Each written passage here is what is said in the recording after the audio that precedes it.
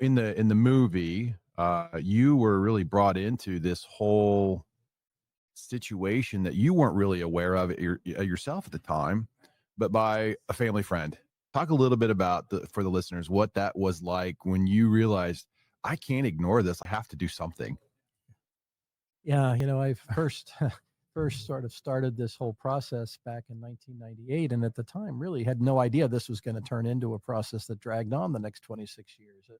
It was a friend of my grandmother's had referred a farmer in West Virginia to me, Mr. Tennant, who was having trouble with his cows. And at the time I thought it was a pretty simple, straightforward issue with some chemicals probably coming out of a landfill that we could address and clean up pretty quickly. And it took me a while, it took several years digging through documents to finally realize I was dealing with something a lot bigger than that. And it was something that was impacting a lot of folks, not just that farmer and his family, but this was a contamination that was possibly spreading across the whole community, if not the whole country and the whole world.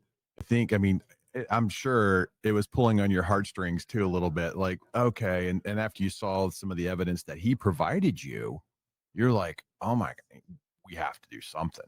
You can't just ignore it. Absolutely. Not only did we get the chance, obviously, to talk to Mr. Tennant and his wife and see all of the photographs and the videotapes and hear about how this was really, devastating his family, but to visit the farm and to visit the other family members and to see, that this was a real problem for folks they were struggling with it every day, and really felt like we had the ability to help them. We helped big companies like DuPont. We didn't represent DuPont, but we worked with big companies. And if we had the ability to maybe fix this problem, again, Yeah. these were people in the community my mom grew up in. Right.